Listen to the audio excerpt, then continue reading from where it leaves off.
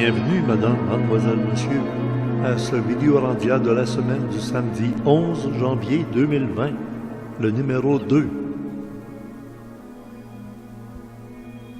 Directement de Mont-Saint-Hilaire chez Richard Glenn, comme invité aujourd'hui, nous avons M. Marc Lapelle, Alain Niala, philosophe consultant, et des surprises sur le thème « La force en nous ».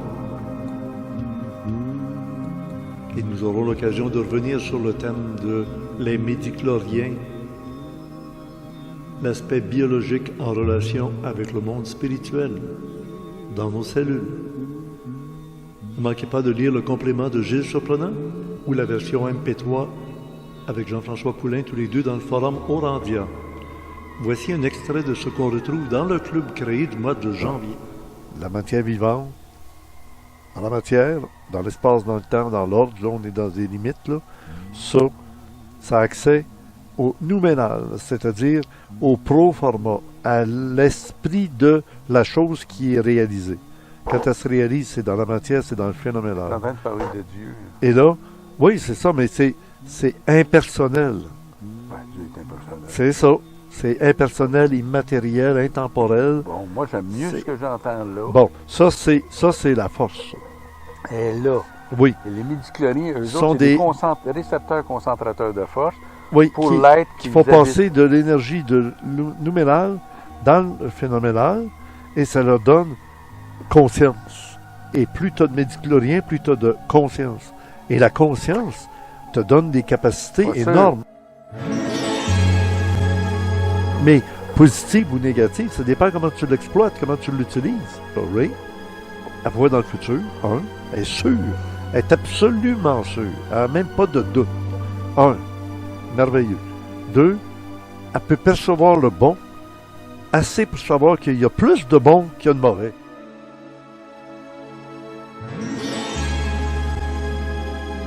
Ce qui est dans le club créé est une exclusivité. Pour les abonnés au club créé, pour le mois de janvier, c'est la salle 2020-01. Merci de nous encourager de cette façon. Bonne émission.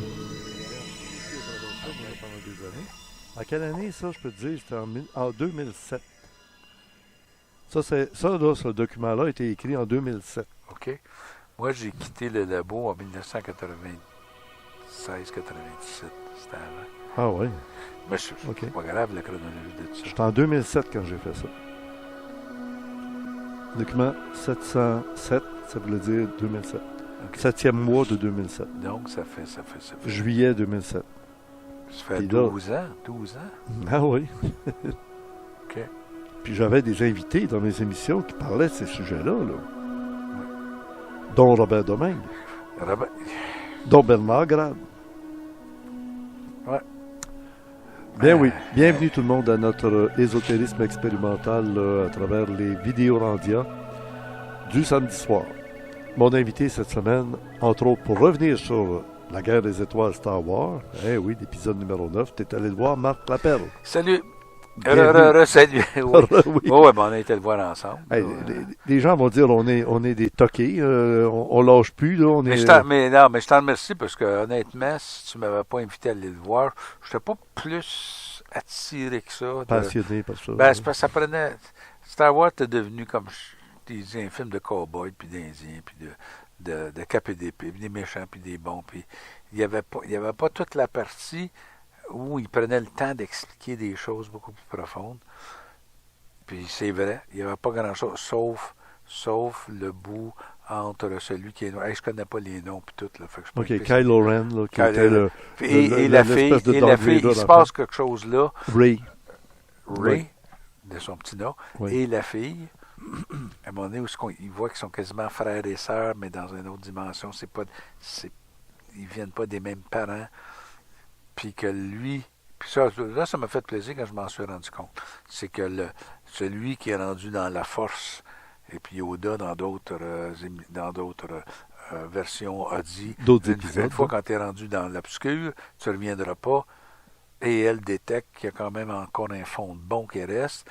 Lui essaye encore pour faire plaisir à son nouveau boss, ou à sa nouvelle affaire, de convertir la fille.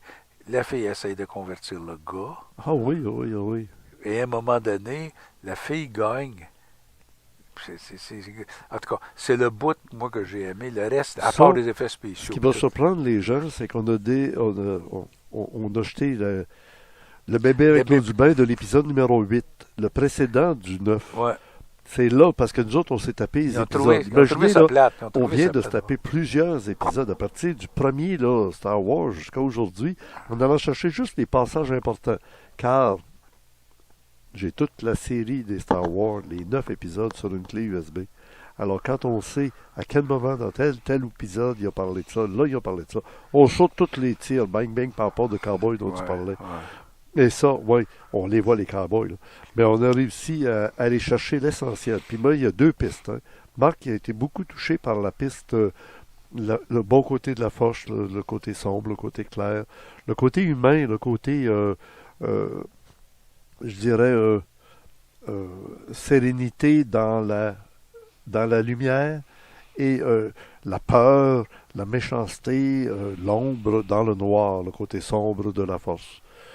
Et c'est quand il se touche, Rey, elle touche à la main de Kylo Ren. Puis, juste ça, là, elle dit, il est bon. T'as du bon en toi, je te lâche plus, là, je le sais. M'en aller te sauver. Ça, c'était dans l'épisode numéro 8. Il est important, l'épisode numéro 8, plus qu'on peut penser. Hein?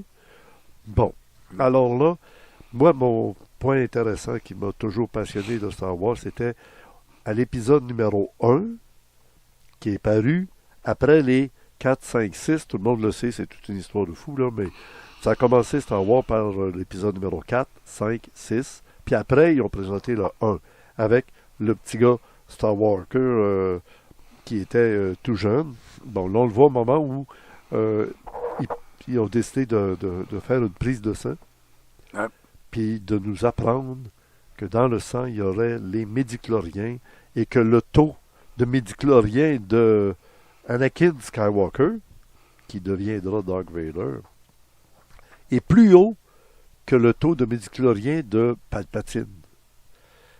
27 700 parties par million de médicloriens chez Anakin, alors que c'est seulement 20 millions. T'as pris ça où, ça, ces chiffres-là? Ça, c'est des chiffres donnés par Lucas. Ah, c'est lui qui a donné ça. OK. Lucas, là, OK. on va en parler la semaine prochaine. La semaine prochaine, je reçois 2 invités qui sont des fans de Star Wars finis. Et en plus... Tu parles de ton gars et sa compagne, là. Okay. Oui, mais là, il y a mon gars qui participe. Il y a un gars qui est un spécialiste des films de fiction, de science-fiction, et puis il m'a expliqué qu'il y avait une différence entre la science-fiction puis dans le futur, là, Non, il y a un terme là, chez lequel tu cherches, alors, il n'en revient pas. Oui, alors, ça promet, là, la semaine prochaine, là, on va y aller par là. Ouais. Et donc, il y a des éléments de la guerre des étoiles qu'on appelle le droit canon, comme dans l'Église, là, OK? C'est canonique, c'est reconnu par le pape, le dieu de Star Wars, c'est-à-dire George Lucas. Mais ouais, c'est lui le bon. Et il y a des apocryphes. Mais les apocryphes sont comme les livres apocryphes de l'Église, c'est-à-dire que l'Église les rejette pas à la poubelle, dit juste, on les laisse de côté. Ils sont là. On les brûle pas. On les laisse de côté. Et ces apocryphes-là sont écrits souvent par des inspirés qui ont suivi Star Wars, puis que grâce à ça, ils ont eu des flashs dans chacun leur domaine. Et aujourd'hui, j'ai demandé à mon ami Marc Laperle de venir mettre le doigt sur quelque chose. Les fameux médicloriens, Marc Laperle, tu as travaillé avec ça pendant des années, à l'époque où tu étais dans l'univers biomédical, etc. Un, sans le savoir, là. Oui. Sans le savoir. Puis 2... sans le savoir, parce que tu étais dans cet univers-là. Oui, mais on... Là, on va entendre Mme Nassens, dans pas longtemps, qui nous parle des transfusions. On en a parlé la semaine dernière un peu, mais avec elle, je mets le doigt dessus, j'y demande carrément, là, votre Gaston Nassens, avec son fameux microscope à interférence, est-ce que ce que lui appelait des somatides, c'est la même chose que ce qu'on appelle, nous autres, les midichloriens, puis que ce que Willem Reich appelait, lui, des chloridiniens. Hey, on est tout le temps avec Ouais. jeu de mots, là. Ouais. Est-ce qu'on écoute Mme Dassin, ça va? Oui. Pour développer les... Gaston avait découvert la technique pour isoler la somatide, c'est-à-dire prendre le sang d'une personne, faire un certain processus. C'est facile à dire, mais c'est quelque chose qui lui a pris 7 ou 8 ans dans le temps. Parce que c'était extraordinairement difficile d'arriver à capter juste la petite mini-particule. Parce que comme scientifique, il fallait qu'il l'isole, la mette en culture, s'il voulait voir comment ça se comportait, cette particule-là. Parce que est-ce que c'était un artefact? Avant de conclure que c'est une particule vivante, il fallait qu'il l'isole, ce qu'il a réussi à faire. Alors ça, c'est la partie aussi de la... Et si on prend quelqu'un, par exemple, qui est malade, et qu'on prend ses somatides et que lui appelait mettre les somatides en culture, c'est-à-dire qu'on fait comme un peu les somatides de quelqu'un, on les met dans un cycle de lavage, là, pour faire une métaphore, et qu'on lui réinjecte ses somatides, ses propres somatides. Là, ça redonne un regain d'énergie. Parce qu'on a enlevé tout ce qui était un peu pollué autour de ses propres somatides et on lui redonne des somatides avec sa propre vibrance, un peu comme la source originelle. Alors ça, c'est une technique que Gaston trouvait qui aurait été beaucoup d'avant-garde et qui serait la médecine de l'avenir. On prend les somatides de quelqu'un, on les nettoie, on lui fait faire un cycle de nettoyage et on réinjecte les somatides de la même personne, on s'entend là. Pas d'une espèce différente et encore moins de quelqu'un d'autre de différent. Moi, juste que tu nous dises un peu comment tu étais impliqué dans ça. Ben nous autres, à l'époque, on travaillait sur ce que j'appelle les particules responsables de la bonne fréquence vibratoire cellulaire. Qu'on a nommé, nous, il fallait bien trouver un nom, microcepteur. Bon, mais vous appeliez ça le produit Vitalium. Ah, ça, c'est la chose commerciale. Oui, mais c'est ça. Là. Moi, les gens se souviennent de moi sur le câble communautaire au Québec. Le Vitalium, c'était surtout pour remettre sur la bonne fréquence toutes les cellules ectodermiques, soit du système nerveux et osseux. La raison qu'on met une cellule sur la bonne fréquence, c'est comme un poste de radio. On syntonise un poste. Quand on est bien sur la fréquence, par exemple 98.5, quand on est bien dessus, on entend bien l'animateur qui parle, puis la musique qui joue, etc. Oui. La cellule, elle, ce qu'elle entend ou ce qu'elle voit, c'est son modus operandi, sa recette qui lui dit quoi faire, quoi manger, quoi faire avec ça, puis quoi rejeter. Donc son rôle en tant que cellule qu'on appelle ça différencié. C'est comme si à 98.7, il donnait la recette continuellement. Il répète. Oui. N'oubliez pas de manger ça le matin, n'oubliez pas l'heure du midi, puis bon. Mais il ne faut pas oublier que ce qu'on appelle les ADN sont dans le noyau de toutes nos cellules. Oui. Une cellule de nez, une cellule d'oreille, puis une cellule de bout de l'orteil a toutes dans son noyau toujours ces ADN-là qui génétiquement ont été un petit peu changés. C'est comme un algorithme. La recette est là. Excusez-moi. La recette tout est là, mais il y a juste une portion qui regarde cette cellule-là. Donc, la cellule de nez regarde la recette de cellule de nez. C'est marqué cellule de nez. C'est pas la même chose qu'une cellule nerveuse. La cellule nerveuse, puisqu'il y en a différentes, c'est ça. Elle regarde la portion opérationnelle, qu'est-ce qu'elle doit suivre comme recette, de la cellule nerveuse. Mais elle peut lire ça à la condition qu'elle soit sur le poste. Oui. Si elle est en dehors du poste en vieillissant ou parce qu'elle a eu un choc ou parce qu'elle est devenue malade, ça commence à gricher. Donc, elle n'a pas les bonnes informations, elle ne mange pas des bonnes affaires, elle ne fait pas des bons changements, elle ne jette pas les bons déchets, elle dépérit et elle meurt. Oui. Mais ce qui est magnifique dans notre corps, comme dans tous les corps vivants, c'est qu'on a aussi un système de backup qui va remettre de nouvelles cellules à partir de cellules non différenciées qu'on appelle des cellules souches. Et ces cellules-là, on va en refaire. Par exemple, un fumeur qui a fumé pendant 20 ans et qui arrête de fumer, quand il arrête de fumer, si on prenait une photographie de ses poumons, c'est noir, c'est sale. On les voit sur les paquets de cigarettes. Gratuitement. Ils les mettent là, oui. Mais s'il arrête de fumer, qu'il garde son paquet de cigarettes, là. 7 ans après. C'est ça, 7 ans après. Reprenez les photos, puis là, les poumons sont devenus tous beaux, roses. Oh. Alors donc, sur les paquets de cigarettes, ce qu'ils devraient faire, là, pour dissuader les gens de fumer, montrez-leur les poumons pourris à côté, 7 ans plus tard. vous aurez des beaux poumons roses. Je ne sais pas si ça marcherait, mais c'est pourquoi pas. Incitatif, tu sais. Oui, mais il y a ça. Mais Oui. ce système de renouvellement cellulaire qui a été prévu par l'architecte, là, Ouais, appelons-le ouais. comme on voudra, ça aussi, ça ralentit en vieillissant. Donc, Oui, c'est ça qui fait le vieillissement, d'ailleurs. c'est ce qui fait le vieillissement, parce que si on avait tout ça de façon égale, on ne vieillirait jamais. Mais est-ce que votre produit, là, Vitalium, ça retunait tout le temps, donc ça remettait, puis ça ne mettait pas parce qu'on le mangeait. C'est pas de la nourriture qui va dans les intestins pour être mangée. C'est pour recréer C'est une fréquence ouais. par résonance. On dit toujours une guitare qui est là, tu y touches pas, tu prends une guitare à côté, puis tu fais sonner une corde, boum. Les cordes se mettent à résonner à la même Sur l'autre, Ouais. ça se Et met pas par n'importe- et résonance. pas n'importe quelle corde. La même. bonne corde. Ouais. Exactement. Ouais. Donc, c'est la même chose.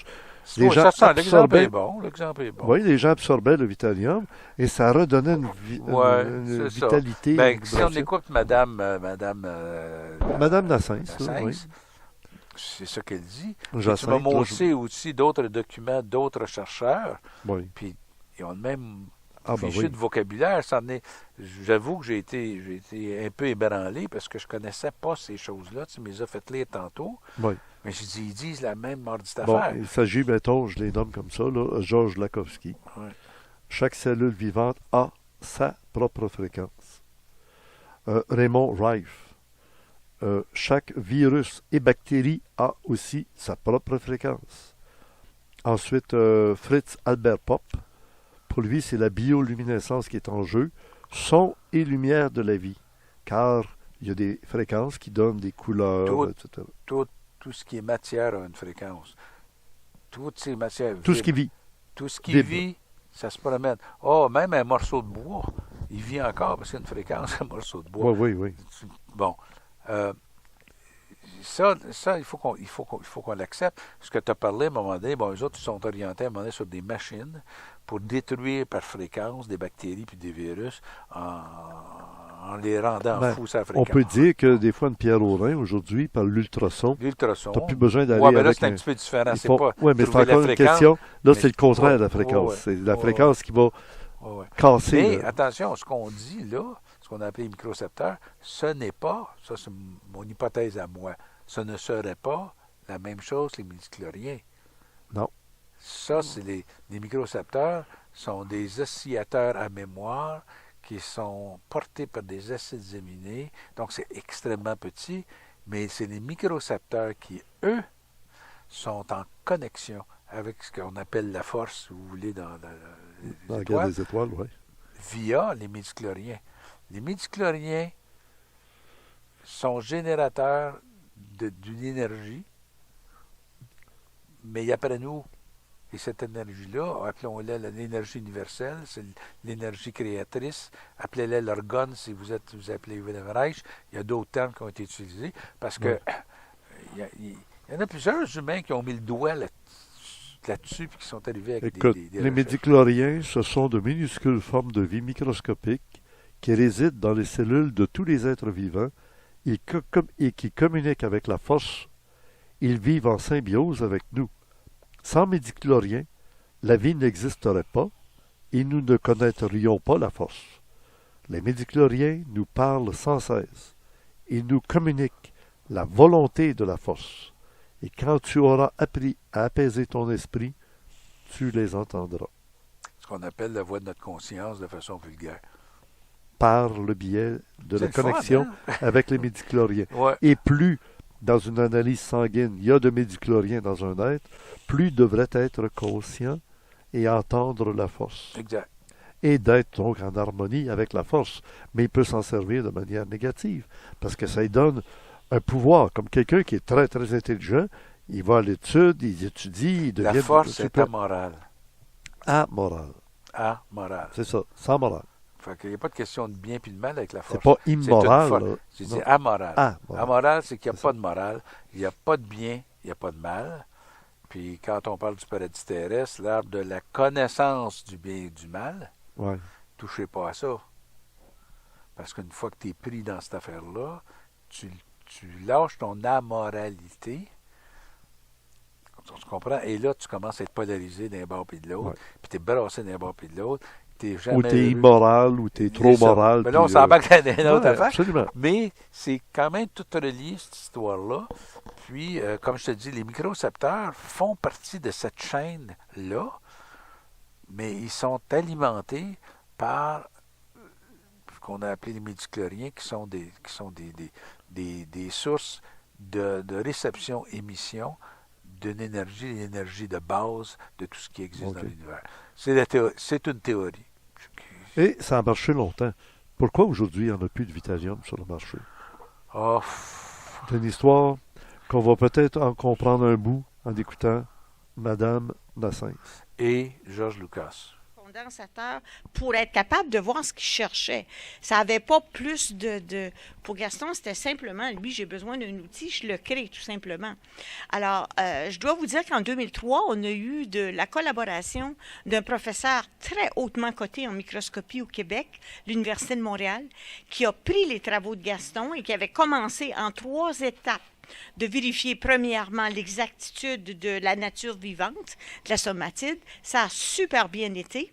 À la 2e étape, quand on a su que c'était Gaston Nassens et sa particule, tout le projet de recherche a arrêté. Le chercheur qui était le top, je ne nommerai pas son nom, mais je peux vous le nommer parce que de toute façon, c'est connu et su, c'est le docteur professeur Moïse Bendayan. C'était vraiment un très, très bon chercheur en microscopie et qui était vraiment très complice avec Gaston et qui était vraiment capable de dialoguer sur les mêmes longueurs d'onde en microscopie.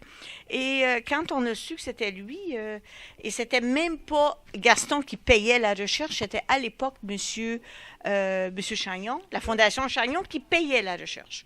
Mon mari n'était pas payé pour ça, c'était juste de donner la technologie. Il avait même donné avec les gens de l'Université de Montréal la technologie, évidemment sous de confidentialité, mais il était prêt à donner la technique d'extraction de somatide, parce que Gaston n'a jamais voulu garder ses découvertes pour lui, il voulait que ça serve.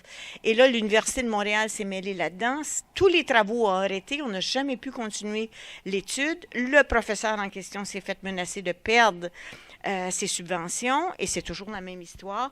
Et là, on ne voulait même plus reconnaître la signature de Gaston.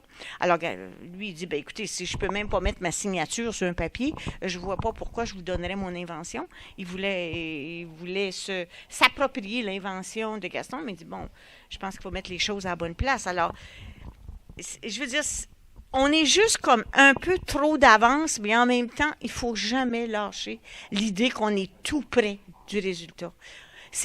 On est beaucoup plus près qu'on pense, et quand on est des gens comme nous, dans une conscience sociale, puis qu'on crée l'agrégat, que quelque chose va se passer, bien, c'est comme ça que les choses vont se passer. Un matin, on va se lever, puis ça va être beaucoup plus facile. Et moi, je porte ce côté positif-là. Je l'ai toujours eu, je continue à l'avoir, et tant que Dieu ou Bouddha ou l'univers va me prêter vie, mais moi, c'est comme ça que ma vie se continue, et je le fais avec bonheur et tout l'amour que je peux avoir dans le cœur. Pour tous les gens. J'étais au... Merci. Ben, c'est ça. Tout commence à se rattacher. C'est le fun d'avoir un puzzle qui prend forme et qui se raccroche. C'est à cause de ça qu'on est encore dans 2020, peut-être. Ben, Donc là, ouais. Alors, écoutons Madame Nassens. Même malgré tout l'argent qu'André Chagnon avait et mettait à la disposition de Gaston, c'est pas l'argent qui mène le monde. C'est pas une question d'argent du tout. Il donnait pour ça. Oui, mais M. Chagnon aurait donné toutes il n'y avait pas question d'argent. C'est juste que l'université se faisait menacer de perdre ses subventions. Et de qui venaient les subventions? Les subventions venaient de l'industrie pharmaceutique, c'est clair. Je n'ai pas besoin de vous faire de dessin. Oui, mais lui, Chagnon, on avait assez d'argent qu'il n'avait pas besoin des subventions des autres. Mais après, Il pouvait subvenir à tout avec sa fortune de millions de Ce que ça a fait, après cette expérience-là, il a arrêté d'investir dans la recherche des médecines alternatives. Il a changé de sujet parce qu'il s'est fait dire qu'aucun projet allait marcher. Alors, qu'est-ce qu'il a fait? Il a pris ses sous, puis il est allé vers la pauvreté, puis l'éducation des enfants. Il n'y avait aucune possibilité d'ouverture sur le plan de la santé. Même avec tout l'argent au monde. C'est pas une question d'argent. C'était une question qu'il n'y avait rien qui allait circuler parce qu'il y avait des forces obscures, des unseen hands, on va appeler ça comme ça, des forces obscures. Peut-être que c'était pas le bon moment, peut-être que c'était pas le bon timing, mais le bon timing, il est très proche, puis faut pas le perdre, faut pas se décourager, même si des fois c'est décourageant. Mais dans l'éthérique, c'est tout complété. Alors c'est à des gens comme nous de le porter, et c'est beaucoup plus proche qu'on peut penser. Bravo, oui. Merci beaucoup, Jacinthe. Oui, ben c'est ça. Puis c'est plus rien que de la fiction de dire l'Empire, là. Ben, c'est ça. C'est ça. Ouais. Bon. Alors, c'est Mme Nassens, Jacinthe, qui nous a donné cet entretien lors du dernier congrès UFO, le UFO 901. On est maintenant dépassé l'an 1900, dans les années 10, là, on est dans les années 20. 20, c'est maintenant. On est arrivé. Enfin, pour moi, là, c'est une libération totale, parce qu'on va pouvoir comprendre qu'on est aidé par des êtres qui vont la force et qui vont nous permettre de changer le monde dans lequel on était piégé. Là, je t'accroche en passant. Là. Ouais, vas-y. Non. Richard, on parle des êtres. Oui. C'est pas eux autres la force. Non, ils reçoivent la force. Ils sont imbus de la force. Donc, c'est des gros Jedi. Jedi, oui. Jedi qui, eux autres, sont bien conscients de la force, qui s'en servent, probablement. OK. Non, je le comprends, moi, là. Oui. Et est-ce que, maintenant qu'on comprend, Mme Nassens, dans le travail qu'elle a vu s'accomplir autour d'elle, et qu'aujourd'hui, elle est comme tassée, comme Gaston a été tassé, comme les recherches ont été réduites, comme plusieurs des grands noms que je vous nommais au début de l'entretien, là, que ce soit Riff, Lakowski, Pops, je peux en nommer d'autres. Hein. On les appelle les savants maudits. Et les savants maudits, c'est parce qu'ils ont été maudits par le système. Ils étaient trop précurseurs, avant-gardistes, ou trop dérangeants, parce qu'ils arrivaient... Tu sais, c'est Nikola Tesla qui a déclaré « Le présent est à eux. Le futur, pour lequel j'ai vraiment travaillé, est à moi. » Parce qu'il sait qu'un jour, on va comprendre toutes les choses de Tesla, puis on va les appliquer à tout. Mais il ne faut pas oublier, là, on parle aussi de système, mais il faut aussi dire que des fois, il y a eu des beaux projets qui ont été gâchés par l'appât du gain, tout ce qui est plate chez l'humain, là, tu sais. Bon, mais des gens qui étaient du côté sombre au lieu du côté clair. Faut pas tout mettre sur le dos des méchants. Il y a faut pas mettre tout sur le dos des méchants. Il y a des humains, des bons, par insécurité matérielle, qui avaient peut-être un côté bon, mais qu'à un moment donné, c'était moins bon, parce que là, ils ont par peur, je le répète, par peur de manquer, par peur de... Puis j'ai souvent parlé de moi, la peur, c'est le contraire de l'amour. Alors, quand tu es dans peur, tu es sur le côté sombre. D'ailleurs, il en parle là-dedans. À un moment donné, j'ai vu quelque chose qui se disait à propos du côté... Tu tombais dans le côté sombre à cause de la peur. Ça, je pense que c'est Yoda qui disait ça au jeune Luke Skywalker quand il était en entraînement sur la planète. Proche des marécages. À moins que je me trompe. Non, mais c'est bien ça. Moi, je sais qu'on a fait un entretien ensemble, tous les deux, qui est dans le Club Créé. Là, ça va plus loin dans la démarche, le travail, la prise de connaissance et de conscience et de tout ça. Et c'est fait sans fioriture. Hein. C'est une caméra sur toi, une caméra sur moi, l'image en deux, puis c'est tout le long. Geneviève était même plus était même pas là. On était laissés tout seuls, mais ça a été le fun. Ce que tu rêvais de faire il n'y a pas si longtemps, tu disais, il serait temps qu'un jour on fasse une émission, qu'on se parle tous les deux, comme s'il n'y avait pas de caméra. C'est à peu près ça qui était arrivé. oui. Oui, ça a marché. Oui, puis on a regardé des extraits de La Guerre des Étoiles à différents moments. On va l'entendre, on va en voir peut-être. Dans le Club Créé, je peux me permettre un peu plus qu'ici. Avec YouTube. On a peut-être été loin. Il y a peut-être du monde du Club Créé qui vont... Ben, ils s'en en vont avec leur trouble. Parce que j'ai dit, c'est pas à nous de décider la dose d'information que les gens doivent absorber. Puis moi-même, j'ai eu une grosse leçon. C'est à un moment donné, on réserve toujours, supposément, pour des gens qui sont plus... qui ont plus d'expérience, de connaissances, etc. Puis c'est une erreur parce qu'il ne faut pas laisser en arrière personne. Non, mais il ne faut pas être retardé par des... Non, ça, on est d'accord. Mais moi, je suis retardé par des gens qui n'ont pas... Comme on parle de Star Wars, puis il y en a qui ont dit, moi, ça ne m'intéresse pas, cette série-là. Puis vous êtes encore en train de parler de ça. Puis on va encore en parler la semaine prochaine. Ouais. Parce que, comme quand j'avais parlé de Game of Thrones, l'année dernière, là, à ce temps-ci de l'année, on commençait à parler de Game of Thrones. Tout le monde du monde entier a parlé de Game of Thrones dans les derniers épisodes.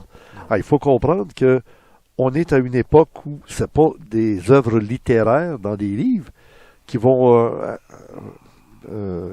gagner l'intérêt du public.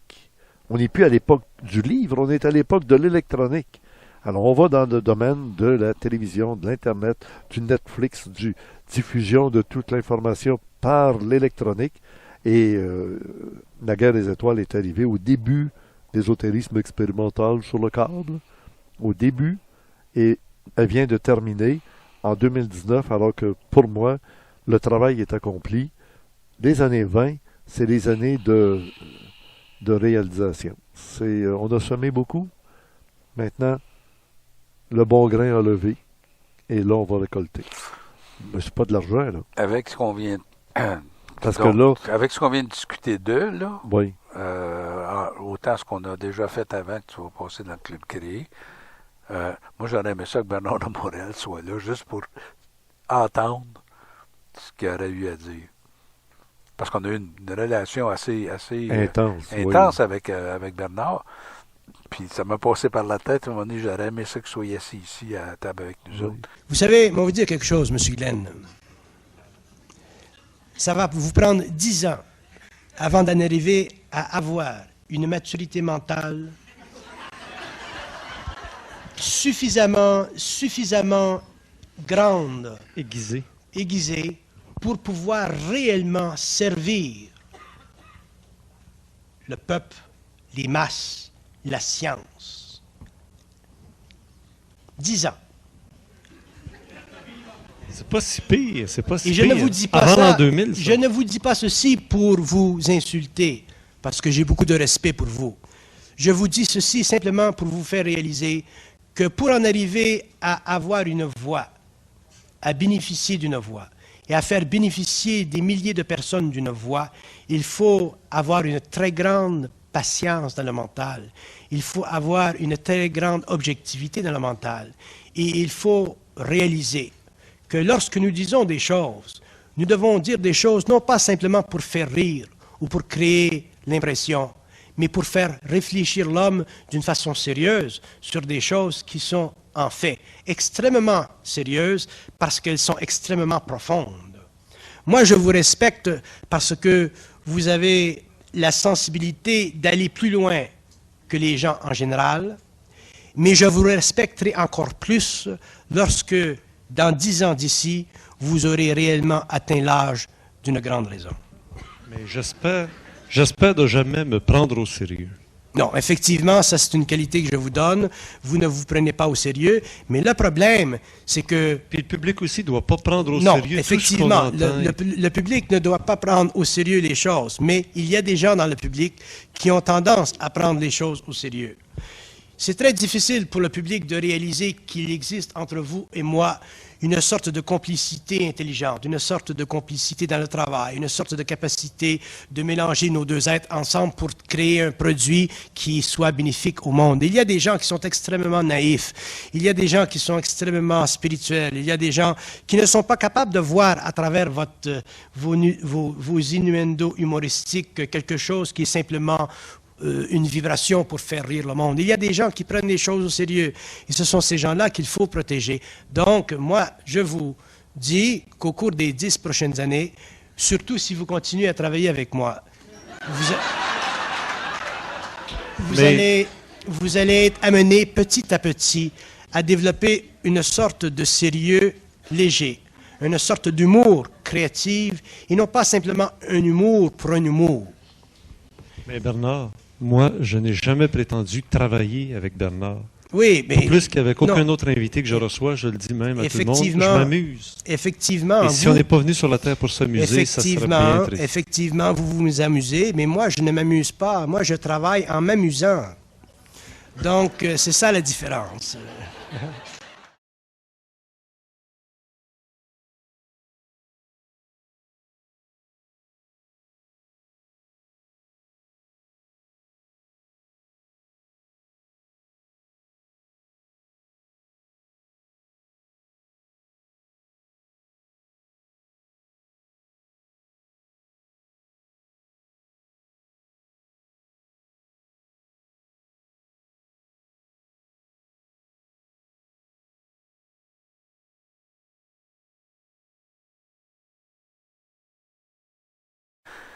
Est-ce qu'il avait discuté avec toi beaucoup de, de ça, là, des notions du travail que tu faisais là, dans les microcepteurs, des choses bio?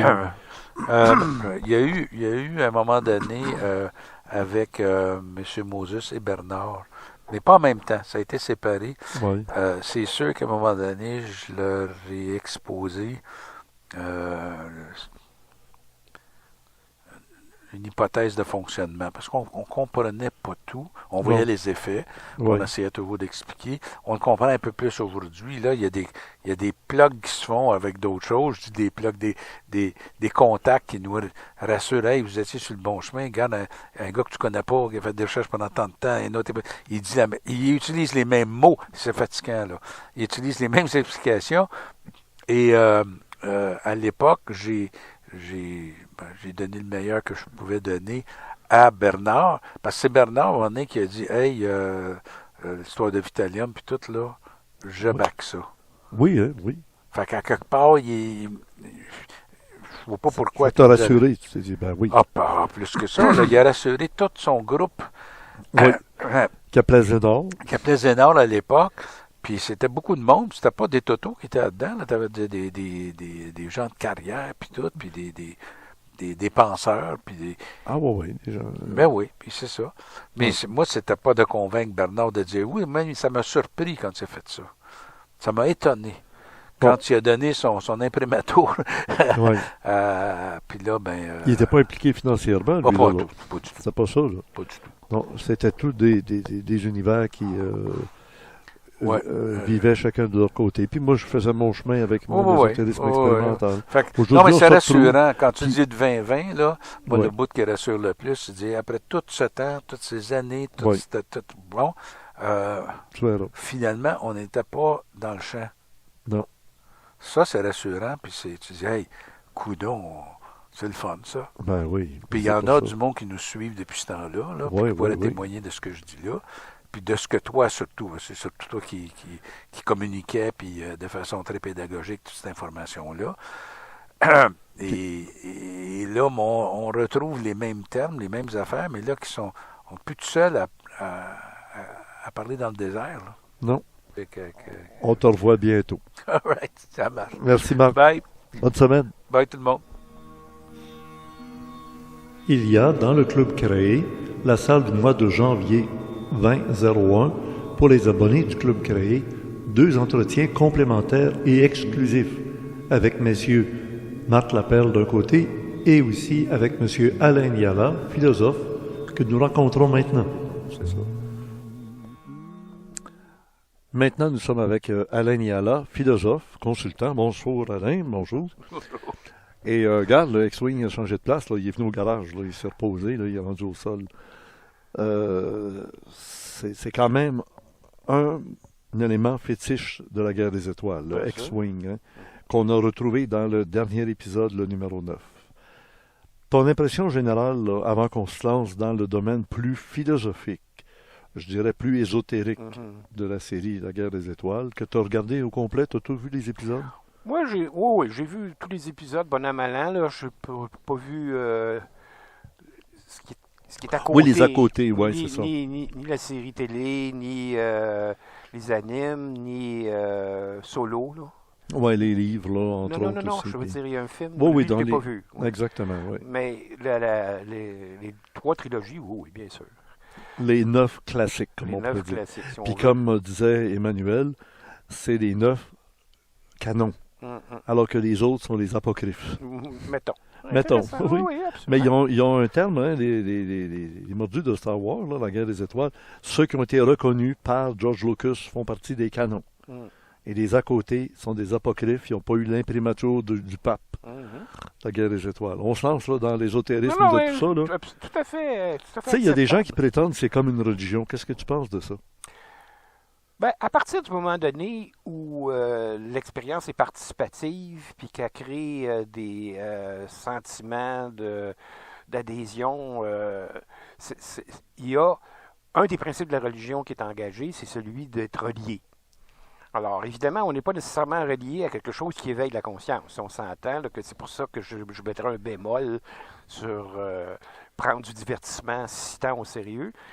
Mais on peut s'entendre que, par exemple, un concert rock, une partie des éliminatoires du hockey, c'est des expériences participatives qui induisent des participations de masse. Là. Donc, dans ce sens-là, il y a des expériences d'être reliés ensemble, d'avoir quelque chose en commun à vivre, etc.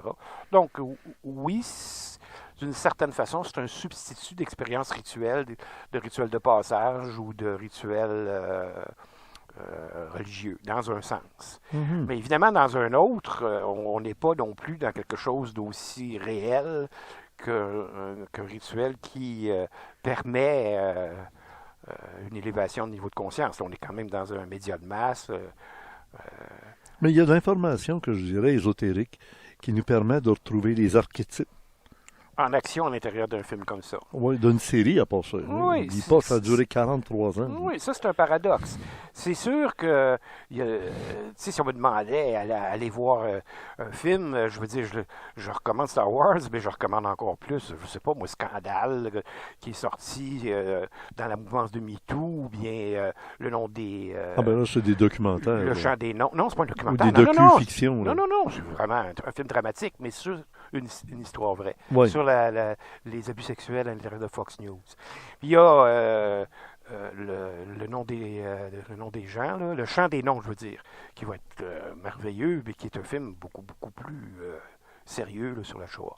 Bon, donc, il y a des catégories de films. J'ai de la misère à coter un film, dépendamment quelle cible qu'est-ce que tu vas chercher dans ce film-là. Mais effectivement, le paradoxe, c'est que dans des films comme Star Wars, étant donné toute la façon dont c'est déployé, il y a la mise en scène de tout le monotype là, de Joseph Campbell, par exemple. C'est clair que Lucas lui-même a eu des expériences qui l'ont connecté à la Force, et c'est pour ça qu'il a voulu en parler, là, de la façon dont il a survécu à ces expériences. Puis, c'est clair aussi qu'il a déclaré lui-même avoir été inspiré de l'œuvre de Campbell qui met en scène le mythe du héros, le mythe du héros qui est universel. Là. Je veux dire qu'on retrouve chez les Égyptiens, les Grecs, dans les contes de et fées. Dans les religions. Et d'une certaine façon, dans les religions. Là, le Jésus-Christ, il faisait des miracles extraordinaires, marchait sur les eaux, multipliait les pains et les poissons. On se dit, c'est un surhomme. Là, oui, il y a c'est pas tout à fait le même phénomène, mais c'est vrai qu'il y a des liens à faire. Il chassait les démons, il guérissait les malades. Oui, mais le monomythe, c'est pas ça, là, c'est ça que je veux dire. OK. Non. Le monomythe. C'est le mythe du héros. Il y a des points communs dans le monomythe puis dans les histoires religieuses, c'est vrai. L'idée que tu pars d'un personnage plus ou moins inséré dans la vie ordinaire, il y a des variations, mais plus ou moins inséré dans la vie ordinaire qui va avoir à s'en éloigner. Il va quitter le consensus social et là, il va avoir une expérience. Alors, effectivement, ce qu'il y a de commun là, dans le mythe chrétien, c'est Jésus au désert. C'est s'éloigner de la communauté pour aller chercher une expérience, une connaissance, un trésor. Ce mythe-là varie, mais ce qu'il y a d'universel, c'est cette espèce de quête d'individuation qui va faire que la personne va se transformer dans l'expérience d'aller au désert, d'aller à la conquête du trésor, d'affronter le dragon. Il y a des variantes au mythe, mais il y a toujours une espèce de quête héroïque. Puis on a tendance à ne pas savoir ou à oublier que le mot héros, ça vient de l'égyptien hérou, comme dans Horus. Là. Donc, il y a des mythes antérieurs aux mythes qu'on connaît, là, où il y avait déjà des dieux qui faisaient des quêtes telles que décrites dans certains récits. Alors, évidemment, dans ce sens-là, le fait que Lucas ait lui-même été profondément inspiré par l'œuvre de Campbell, qui lui-même essayait de résumer tout ce mythe du héros dans la culture occidentale et même mondiale, c'est donc pas surprenant qu'on le retrouve dans Star Wars. Alors, même si le film est un film de divertissement avec beaucoup d'effets spéciaux puis d'éléments guerriers, je veux dire... une musique tonitruante. oui, de qualité, mais vraiment un peu... je veux dire, pas agressive, mais je veux dire dans le sens militaire quasiment. Hein? Il y a quelque chose. En effet, oui. C'est une musique il y a beaucoup de corps, hein? Beaucoup comme les de sonorités glorieuses, des marches de gloire, des marches oui. Des fanfares. Oui, c'est ça, très bien exécuté, mais je veux dire, c'est même étonnant que ça soit si populaire dans Star Wars, qui est un film de science-fiction où on aurait peut-être voulu... Moi, j'aurais préféré une image... Une musique plus étrange à la Blade Runner, ou plus scientifique. Avec des synthétiseurs, des musiques planantes. Mais ça, bon, c'est des choix. Oui. Mais le fait est que c'est tout à fait propre au mythe de Star Wars d'être justement un peu plus dynamique, une musique aussi plus grand public, elle a beaucoup influencée quand même par certains aspects de la musique classique, donc les grands orchestres, etc. Le Super Bowl s'en vient. Hein, à la mi-temps du Super Bowl, il y a toujours des gros spectacles rock et puis les fanfares. La musique. Avec les tambours, puis les trompettes, puis tout y va. Ça stimule. Tu sais, même dans l'Apocalypse, on parle des trompettes. Oui, non, c'est sûr que les cuivres, ça a quelque chose qui fait résonner le son. Il y a un aspect glorieux, parce que c'est le métal qui résonne. Hein, c'est comme le métal des épées ou le métal des... Donc, il y a une image de gloire associée aux cuivres qui sont toujours utilisés en musique classique pour dynamiser un orchestre. Il y a des gens qui trouvent que Star Wars, la guerre des étoiles, dans les 43 ans, nous a présenté de manière presque enfantine l'opposition entre le bien, le mal, le bon, le méchant, le blanc, le noir. Tu sais, le Darth Vader est noir, puis le Kylo Ren est noir, tandis que l'autre, la belle qu'on voit derrière toi, là, est en blanc. Elle était bien en blanc, évidemment, parce que c'est la bonne. Tu sais. Alors, puis les épées sont rouges pour le mal, et puis blanches ou bleutées à peine pour ça, c'est intéressant, parce que à la limite, il y a une coïncidence symbolique avec l'énergie des chakras. Moi, c'est pas tellement que je pense que le rouge, c'est le mal, c'est plutôt que c'est le chakra de la base. Donc, c'est l'élément de survie puis de domination. Alors, ça flirte avec le mal, mais je veux dire, pour moi, c'est pas la couleur équivalente du mal, qui serait plutôt le noir. Mais c'est la couleur équivalente de la passion, de la conquête pour la survie, de la guerre. Le dieu Mars est un dieu rouge, si on veut. Seth, chez les Égyptiens, habitait les terres rouges. Il y a des mythes comme ça, là, qui ça se recoupe, là, la planète rouge. Bon. On s'aperçoit que Le chakra rouge. Oui, c'est à ça, la base oui. de la colonne. Au niveau des fréquences lumineuses, le rouge est plus près de l'infrarouge, donc de ce qui est moins lumineux que la lumière, tandis que le bleu est plus près de l'ultraviolet, ce qui est plus lumineux que la lumière, tu sais, qui est une plus haute fréquence. Alors, il y a des les fréquences. chakras, là, tu vas dans Oui. le bleu, dans le mauve, dans C'est le violet, ça, c'est etc. ça, etc. C'est que, Mais dis-moi, au niveau des fréquences, tu passes de ce qui est bas vers ce qui est haut. Ray, la Oui. nouvelle héros là, qui a remplacé l'héroïne, Leia, ben là, Ray, elle a une épée au laser qui est à la fin du dernier laser qu'elle utilise, Il est blanc. blanc. Mm. Mais un beau blanc, là, pas un blanc bleuté. Là. Non, un blanc plus chaud. Oui, un vrai blanc blanc. Là. Ça Plus voudrait solaire. dire quoi? Parce que dans les chakras, on n'a pas un chakra blanc. Oui, Où? si on veut, Quel c'est endroit? c'est le coronal. Ah oui. Mm. OK.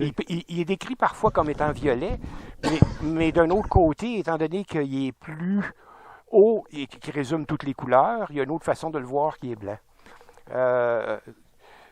Ça, évidemment, il y a des différences d'interprétation selon l'intensité de l'évolution des individus. Hein. Les chakras ne sont pas d'une couleur stable. Mhm. Parce que les couleurs peuvent se contaminer les énergies. Oui, Quelqu'un qui est dans la passion, même si les chakras supérieurs vont être rouges. C'est pas un système qui est, comment je dirais, coulé dans le béton. Là. Mhm. C'est expérientiel. C'est vibratoire. C'est Donc, vibratoire. automatiquement, Toutes les fréquences sont si possibles. ton être est complètement dans une vibration basse, Ben oui. tout va être teinté de rouge. Plus rouge, C'est ça. plus passionnel, etc. OK. Mais pour moi, donc, le bleu puis le rouge, c'est intéressant de les opposer très, très clairement, mais en même temps, c'est pas en soi la différence entre le bien et le mal. C'est la différence entre ce qui est élevé et inférieur. OK. Tu savais que la couleur du rayon laser d'après l'histoire Mhm. de Star Wars provient d'un cristal Mhm. qui est mis dans la poignée, qui Bien tient, sûr. et que c'est un cristal qui a été donné lorsqu'ils étaient enfants. Mhm. Dès le début qu'ils atteignent l'âge de raison, qu'on pourrait dire ils sont capables d'arrêter de dire Pierre veut manger, Pierre a soif, Mhm. en voulant dire qu'il parle de petit Pierre, il parle de lui, puis il se nomme comme s'il était à Ouais. l'extérieur de lui. Mais au moment où il entre dans lui réellement, Quand il se reconnaît dans un miroir, après le stade du miroir, bon, il y a un sentiment d'individuation, puis il y a le début du sens des responsabilités, entre guillemets, là, pour le peu que ça peut, que ça, tu sais, c'est parti. et le jeu, encore. et le jeu C'est ça, apparaît. le sens du jeu. C'est ça. Et c'est à ce moment-là qu'on lui donne un cristal. Il va faire des exercices, il va dormir avec son cristal en dessous de son oreiller. Il va avoir des exercices à faire souffrants, j'allais dire, ou émotionnellement souffrants ou physiquement souffrants, alors qu'il doit le tenir dans sa main. Et ça va créer une vibration particulière. Puis quand il est mis dans un amplificateur dans la poignée là, il va sortir un rayon de ça, puis la couleur va dépendre de son être. Mhm. C'est terrible parce que ça devient la signature de la qualité ou du niveau de vibration de l'être dès le départ. Et ceux qui ont déjà des rayons rouges dans leur rayonnement laser, on comprend déjà qu'ils sont très égaux. Ils sont très orgueilleux, ils sont très dominants, ils ont très besoin d'imposer et de détruire pour Territoriaux. pouvoir territoriaux, c'est ça. Un peu l'état primitif de l'être. Ça là, pourrait qui- être lien. C'est ça, Mm. tu l'as dit. Alors que les autres qui sont beaucoup plus pacifiques, beaucoup plus s'occuper de l'autre, être empathiques et tout ça, ben eux vont s'en aller dans des couleurs plus douces, et c'est là qu'on s'en va vers... Plus mental aussi. Le bleu, oui, le long de la colonne vertébrale, c'est qu'on monte vers la tête. Alors, quand on arrive au bleu, d'une certaine façon, on est rendu au chakra de la gorge, puis selon les variations de bleu, on se rend au troisième œil. Le violet, c'est soit le chakra cordal qui finit par... C'est un violet qui disparaît dans le blanc. Hein, parce qu'on Oui. est au bord de l'ultraviolet aussi. Hein, je veux dire, ouais, c'est ça l'idée. c'est ça. Donc, c'est une thématique comme ça. Et vois-tu, justement, pour moi, si j'ai un bémol par rapport à la série Star Wars, c'est précisément cette opposition entre le bien et le mal qui est trop caricaturale, qui est trop simpliste. Ben, c'est ça que C'est je la, trouvais, moi aussi. c'est oui. la richesse qui engendre, si tu veux, l'enthousiasme pour la polarité, pour la c'est ça. résolution de C'est une conflits. pédagogie populaire. Mais c'est ça, c'est pas... pédagogiquement, disons, justement, je trouve que ça laisse à désirer, dans le sens que la grosse difficulté qu'on peut avoir par rapport à ça. Des fois, je plaisante puis je dis, bon, Star Wars, ça commence avec la mention dans une galaxie très, très loin de chez nous, là. In a galaxy far, far away. A long time ago. A long time ago. Le premier Il y a mot, très c'est longtemps. a long time C'est ago. toujours bien avant jadis. Il y a très, très longtemps. Les mythologies, là. Oui, oui, oui, oui. C'est bien. Puis, et donc, dans une galaxie très, très lointaine, Oui, exactement.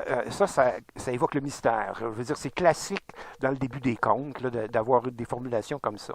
Mais l'inconvénient que moi j'y trouve, c'est que c'est tellement, en même temps, une saga hollywoodienne, c'est tellement proche de l'Amérique qu'on ne sent pas cet éloignement. C'est pas un monde si différent. Il y a beaucoup d'éléments qui sont intéressants par contre. Là, le fait qu'on voit toutes sortes d'espèces d'extraterrestres cohabiter. Il y a une pédagogie aussi de la cohabitation. Il y a toutes sortes de choses.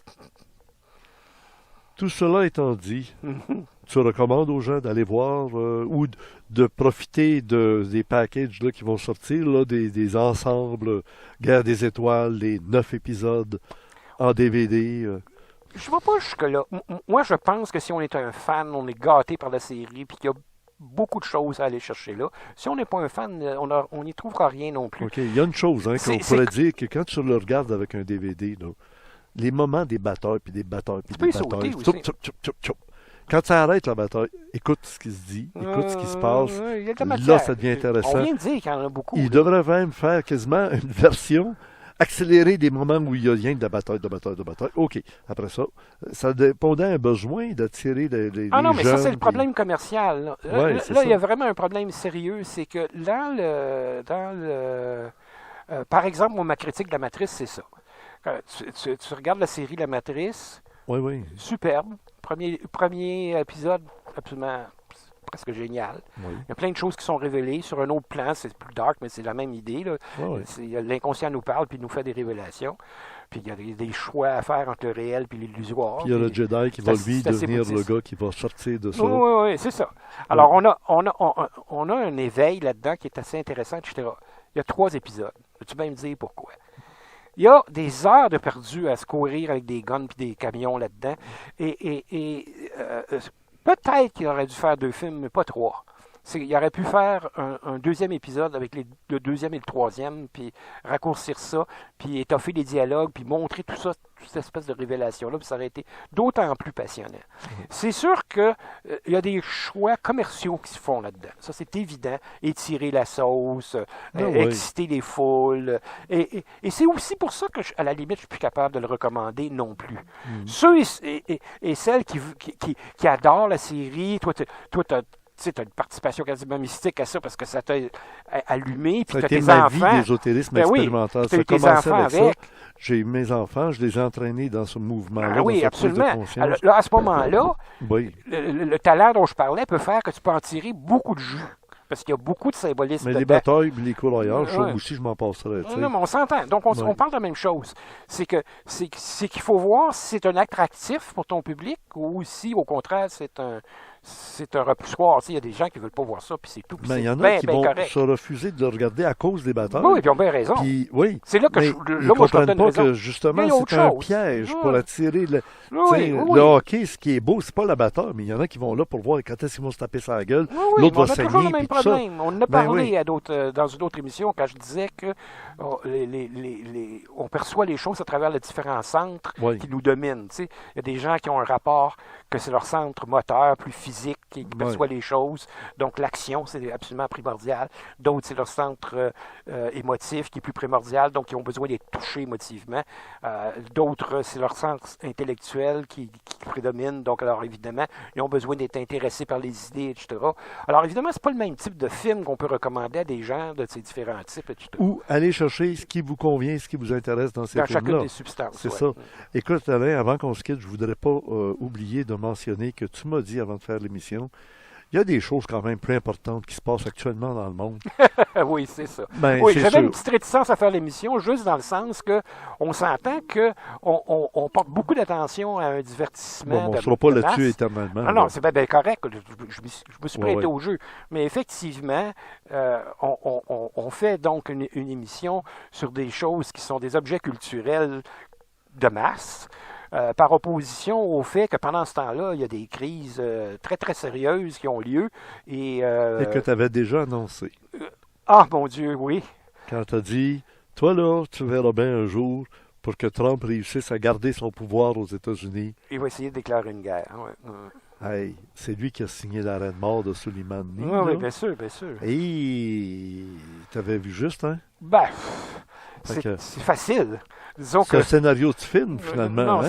ça, quand T'es-tu quand t'as d'accord les yeux avec moi? un peu C'est un ouverts, scénario de film, là. ben, c'est un scénario, c'est écrit. C'est On écrit sait depuis qu'il longtemps, là. y a des choses qui se sont passées, dont la destruction du World Trade Center. Ça a été orchestré de l'intérieur, à Washington, par des scénaristes de Hollywood qui ont décidé comment on va provoquer l'événement pour atteindre notre objectif, condenser l'attention du peuple américain contre et aller là-bas, se venger et ramener l'ordre là-bas, et ça leur a donné la permission d'aller faire tout ce qu'ils ont voulu faire là-bas. Ça, là, j'en dis gros, là, puis peut-être qu'on va se faire censurer ça. Pas tellement censuré, mais c'est surtout que je suis pas d'accord. Mais Oui. c'est pas parce que je suis pas d'accord que je dis pas qu'on n'est pas manipulé, par exemple. Ça, moi. Et les meilleurs ça, c'est manipulateurs sont les scénaristes, les scénaristes, qui ont tout à leur pouvoir. La musique, les images, les scénarios romancés, catastrophiques et tout ça, en allant chercher les cordes sensibles, émotionnelles, intellectuelles ou passionnelles des individus pour remplir des salles et faire des gros coups d'argent. Si on veut, certain. C'est le pouvoir de conter des histoires. C'est ce qui a fait que l'être humain est devenu humain. Ouais. Ça a commencé dans les cavernes. Les chamans ont toujours été des conteurs aussi. La capacité de pas hypnotiser, mais pas loin, là. Charmer. Le sens de charmer Hey, un public. palpatine, ça vient exactement de ce terme-là. Palpatine, palper, puis c'est de manipuler, hein, Oui. ça le dit, là, de palper, manipuler, et de charmer, Ouais. en arriver, parce que c'est un Sidious, Oui, insidieux. Oui. insidieux. Alors, Darth Sidious, c'est lui, ça, Palpatine. Hey, je te dis que là, on commence à lever le coin du voile, moins agréable, mais la série Star Wars, c'était une façon d'endiguer l'énergie d'un peuple ou d'une planète pour dire, regardez l'univers, il y a des guerres dans les confins de l'univers, c'est pas mieux que ce qui se passe ici sur Terre. D'ailleurs, on en a parlé dans l'émission, la partie que j'ai faite avec Marc Laperle et Gilles Surprenant. Alors, on comprend bien qu'il y avait au départ un lien avec, on finit l'émission comme on l'a commencé, Far, far away in a galaxy far, far away, a long time ago. Il y a longtemps dans le temps, far away dans l'espace. Alors, c'est loin dans l'espace, loin dans le temps et loin dans l'espace. À beau mentir, qui vient de loin. Puis peut-être pas si loin que ça, quand même. Ça vient d'Hollywood. Merci Alain. Ça ferme l'émission. Bonjour. Merci beaucoup. Au plaisir.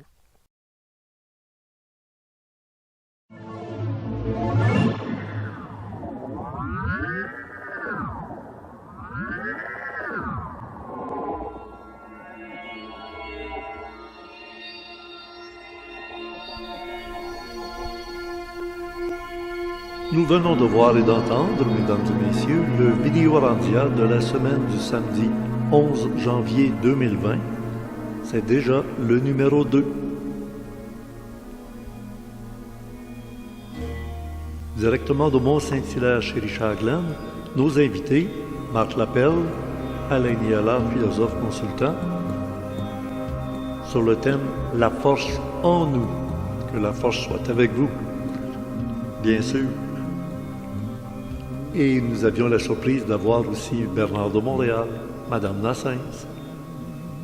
Ne manquez pas de lire le complément Surprenant de Gilles Surprenant et écoutez la version MP3 fournie par Jean-François Poulain, tous les deux dans le forum Orandia, à la supervision technique Emmanuel, Stéphane et Donald, à la mise en onde Spirale. Voici un extrait de ce qu'on retrouve dans le Club créé du mois de janvier. La matière vivante, en la matière, dans l'espace, dans le temps, dans l'ordre, là, on est dans des limites, là. Ça a accès au nouménal, c'est-à-dire au pro-forma, à l'esprit de la chose qui est réalisée.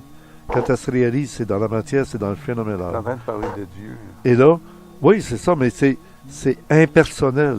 Ben, Dieu est impersonnel. C'est ça. C'est impersonnel, immatériel, intemporel. Bon, moi, j'aime mieux C'est- ce que j'entends là. Bon, ça, c'est la force. Et là, Oui, et les midi-chloriens, eux Sont autres, c'est des- des récepteurs concentrateurs de force oui, pour qui l'être qui faut vous habite. passer de l'énergie de nouménal dans le phénoménal et ça leur donne conscience. Et plus tu as de médicloriens, plus tu as de conscience.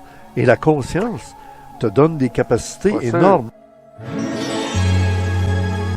Mais positive ou négative, ça dépend comment tu l'exploites, comment tu l'utilises. Ray, elle voit dans le futur, elle est sûre, elle est absolument sûre, elle n'a même pas de doute. Merveilleux. 2, elle peut percevoir le bon, assez pour savoir qu'il y a plus de bon qu'il y a de mauvais. Il y a de l'espoir, puisqu'il y a plus de bonnes personnes sur Terre. Il n'y avait aucune possibilité d'ouverture sur le plan de la santé. Même avec tout l'argent au monde. C'est pas une question d'argent. C'était une question qu'il n'y avait rien qui allait circuler parce qu'il y avait des forces obscures, des unseen hands, on va appeler ça comme ça, des forces obscures. Peut-être que c'était pas le bon moment, peut-être que c'était pas le bon timing, mais le bon timing, il est très proche, puis faut pas le perdre, faut pas se décourager, même si des fois c'est décourageant. Mais dans l'éthérique, c'est tout complété. Alors c'est à des gens comme nous de le porter, et c'est beaucoup plus proche qu'on peut penser. Bravo, oui. Merci beaucoup. Que la force soit avec nous. Bonne semaine.